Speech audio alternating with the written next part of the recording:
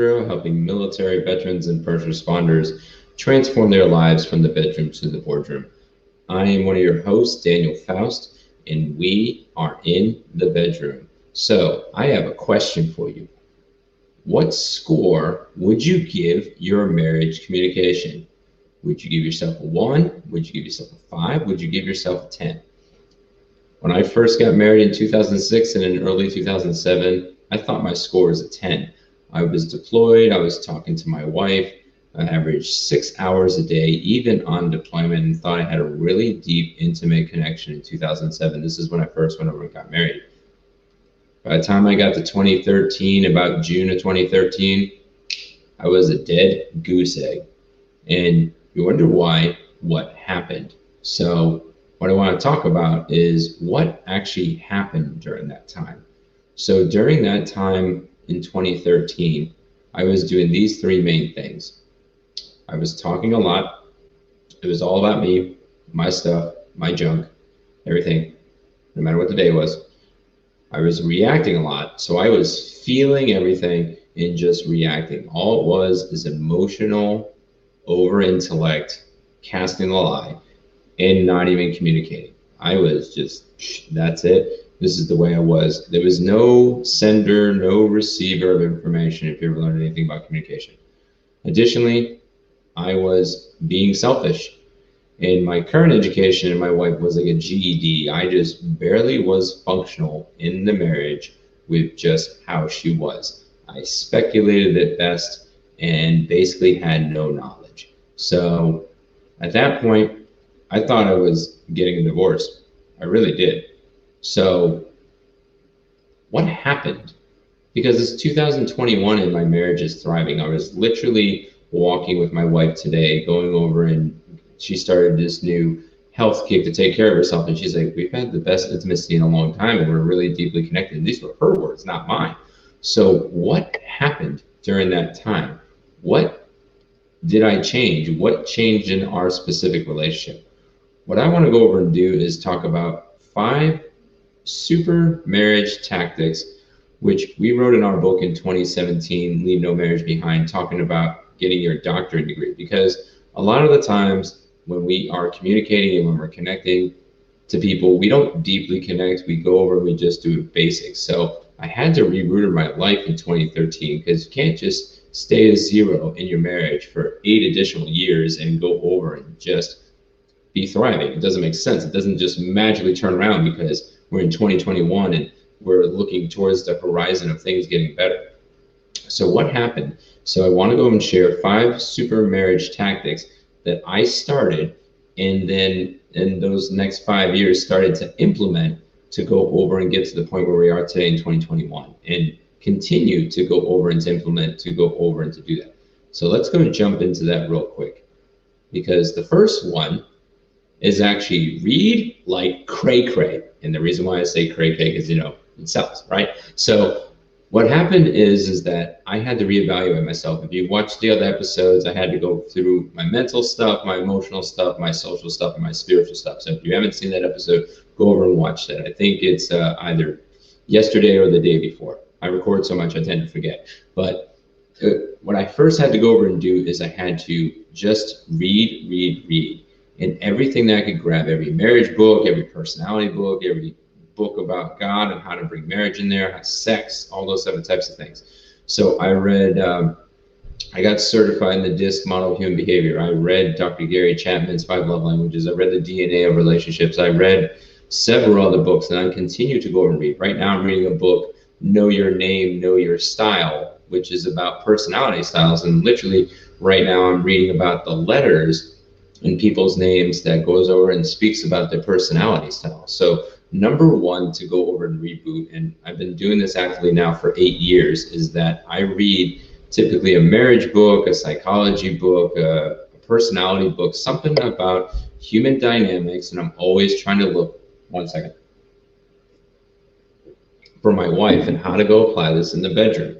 Because everything that we go over and do and how do we thrive at warrior superhero is you have to apply it at the lowest level. So the lowest level and the most important level is your spouse. So I had to read like cray cray.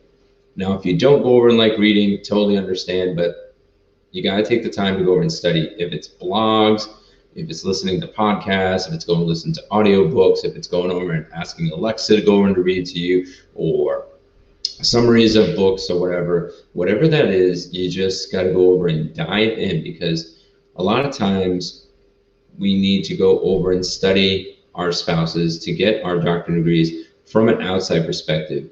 You can't just go over and just wait and say like, hey, what's her love language, and just evaluate. Typically, we have to have a base knowledge. So I had to get a base knowledge of the 5 love languages. I had to get a base knowledge of the DNA relationships. I had to get a base knowledge of personality styles. Then once I got that base knowledge, then I started seeing where can I go apply that in my marriage when she's communicating with me, And then also in that particular regard, taking those books and bringing those things to applications. So I pretty much read like cray, and that would be my first recommendation to you as a tactic. Again, if you're not a reader, maybe going over and getting summary books, audio books, whatever it is to basically to ingest that knowledge, even if it's from us, listening to us like on a daily and weekly basis. If it's somebody else, no matter who it is, just find some way to get that reading knowledge into your skull. So we know the world is changing. A lot of people are watching podcasts, watching lives like this and everything else, and less people are reading. At least if you're not going to go over and read, and you take this tactic and you're like, I hate reading, find those people that have good marriages and great marriages and the wisdom they pass to you. Make sure they're reading like cray to go over and to actually go over and connect. And you want to make sure that they're doing it right. The best homework is actually you doing the homework. But if you can't jump into the read world because maybe reading disabilities, interest in learning and everything else, go find somebody that does, and then gain that knowledge and wisdom. Next one is to share an activity or event regularly. This one goes over and definitely helps to go over and connect. So as you're reading like cray, you're going to find out like the 5 love languages, for example. You have acts of service, you have quality time and everything else, and you have physical touch, words of affirmation, and gifts. Well, sharing an activity or an event regularly is a lot of people's love languages in general. But even if it's not their love language, if it's an activity that your spouse goes over and loves and goes over and adores and goes over and cherishes, or a specific event, or even if it's a TV show, podcast, whatever it is, take that time to share an event, because when you share like things together, you're more likely to go over and to connect. Now, you're probably saying to yourself, maybe you have nothing in common in that particular regard. Well, you're sharing it to connect with the person. Sometimes you find out people go over and say they're incompatible, and I can't do this and I can't do that. An event or an activity is very short. We shouldn't be going over and compromising our marriage for an activity or event that they go over and go to. Like my wife loves knitting. I'll probably never like knitting. Actually, I despise knitting, but the thing is that I empower that activity. I go over and try to share that activity by going over to Michael's to go over and purchase yarn on a regular basis. And that's if she knit herself a hat just the past day or so. She's working on a scarf. It was a very beautiful scarf, an alpaca type of stuff. Even if you're not physically doing the activity, share that experience and everything regular with them so they can go over and connect and with them. So it's not just the activity, it's the communication, it's the connection in that particular regard. You don't have to like the activity to go over and do that. So that's tip number 2. Let's see if I got this in order. Tip number 3 is marriage retreats. So pre-COVID, from basically 2013 to current, probably went to 3 to 5 marriage retreats. I'd highly recommend 1 to 2 a year. If you can't get onto physical ones, then go to virtual ones. Go over and get to a hotel. Especially nowadays, 88% occupancy in the hotels is not happening. Let me restate that back. Only 12% occupancy is happening in the hotels pretty much nationwide. So why not leverage that time to get away? The COVID risk is very, very, very minimal, because when we went a few weeks ago for our anniversary at a hotel that was part of a casino, room after room after room after room was totally vacant, and prices are pretty low, and hotels are wanting to at least get the taxes back in that particular regard. So obviously you want to do this safe and everything else. So you go over and do that. VRBO is another way to go get yourself like a marriage retreat. You can take yourself like a marriage book or a marriage series. You can even take our book and jump it off, and average read of the book is like 20 minutes per chapter. You can make your own marriage retreat and say, hey, this is what we're going to do, and we're going to watch these videos or watch these podcasts, or people that have professionally done things for marriage retreats. I haven't done that yet, but you go over and do that, and you can even do that safely. Again, VRBO usually has smart TVs. You can share your phones over and send that media over, or get yourself like the old DVD copies of, like, let's say, different, devotionals and whatnot, and you can do that. When marriage retreats get back up and rolling, you should be doing those on a regular basis. We need time to go over and to work through our marriage and go over and connect. There was times that I went on marriage retreats. We were fantastic for the first 2 days, and then we had a conflict on the third day. But the thing is that it's still deeply connected with us overall. We were able to resolve it, but we still go over and cherish those times, because then also you meet like couples, even if it's a virtual retreat, you can meet those like couples to go over and connect with, because everybody thinks we're all going through all individual crap, and our marriages are absolutely horrible. And the majority of the time you find out they're going through the same like things and whatnot, and now you can empathize with them and go over and connect with them. Especially if you get a chance, if you're in North Carolina, Asheville, North Carolina, the Billy Graham Evangelistic Association, which is the code, 2 free trips a year to do marriage retreats. You don't even have to be spiritual at all. They'll go over and let you do your own arranged one. So if you don't want to be with the conference person and everything else, like if you don't like those people, but you want to get the time away, you can still get the 3 to 4 days off.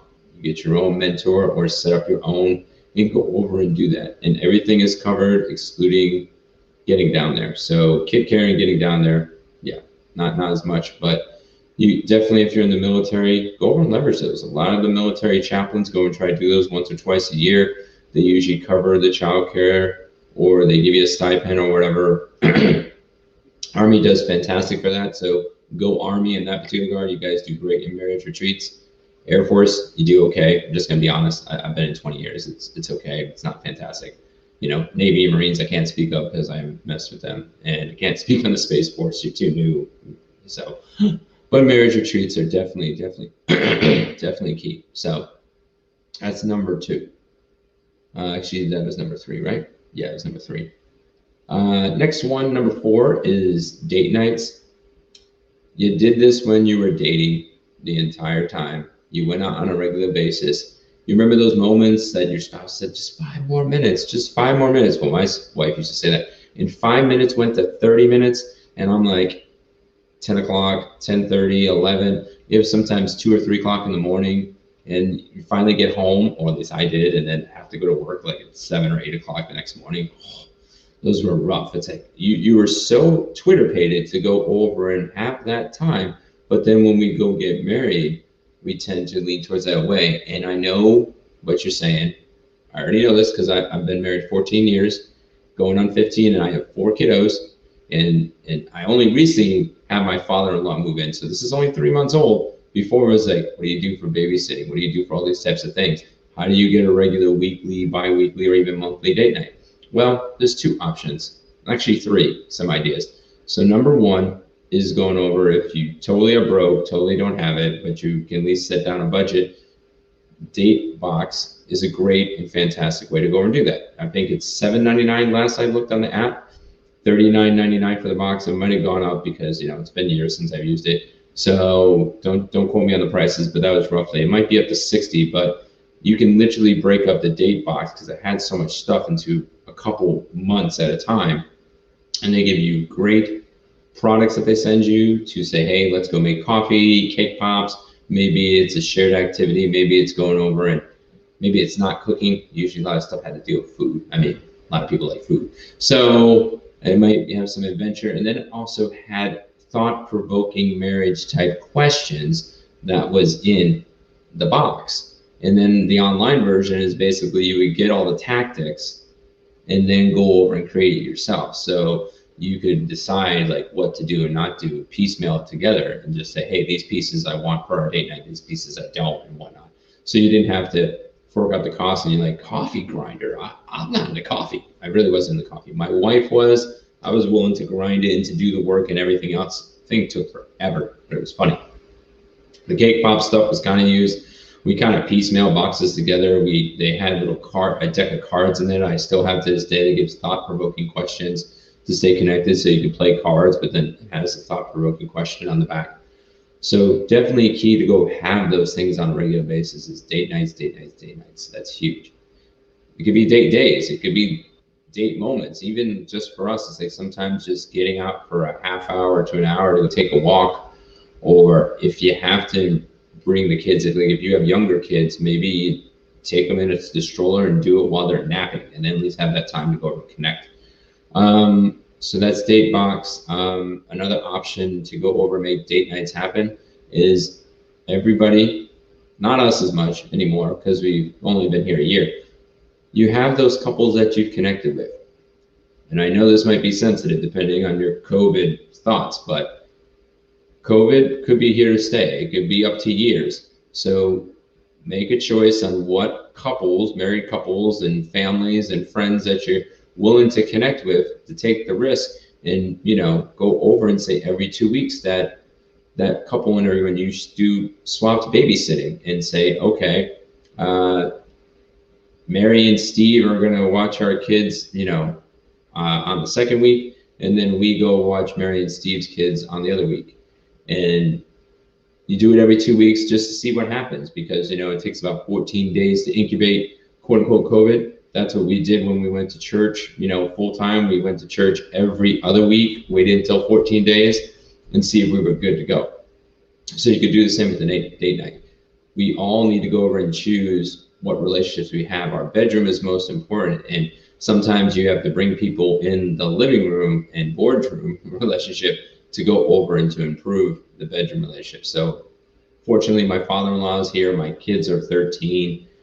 Almost 12 and 10. The twins are 10. So it's a little easier, but I know how it is. I know how expensive it can be. So again, couple swapping. And then the one maybe other option is that maybe your date nights are at times when the kids are at a lull. So you stay up a little extra overnight to go over and to do something. Or when things get back to sort of normal, or if it ever does, then you can go over and integrate, those set activities and do that day night at the same time. A lot of churches used to do that too. So there is options and opportunities to go over and to do this. So, and last and certainly not least that we recommend is monthly anniversaries. Guys, you're probably like, damn, don't ever say that again. But the thing is that when you're celebrating and getting to know your spouse, all these things are going to empower you to get that doctorate degree in your spouse.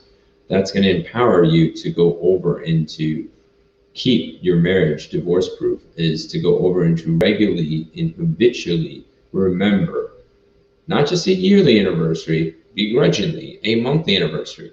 Again, I didn't start doing this, this started about 2013 time, I didn't do every single month, but once I got to year 7 and we almost crashed and burned, I've been doing every single month ever since. So now it's been, well, we're at 15 years, so about 8 years. So it will be 8 years, and every month on the 18th, something. Maybe it's incorporated with a date night. Sometimes it might be a small little gift. It might be going over and doing an act of service. Maybe it's going over and watching the kids so she can, get out with the girls. Or if it's for your husband, maybe it's a shared activity or special intimacy time or whatever it is.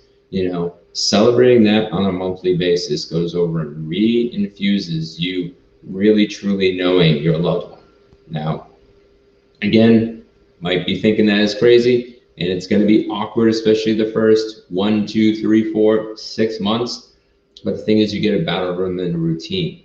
And it actually shows true love at the same time, instead of just, hey, begrudgingly remembering the year anniversary or waiting until the heavy mile markers. Again, it doesn't have to cost much. Literally, sometimes it's just me going over and bringing her special chocolate, which is like $3.50 from the shopette.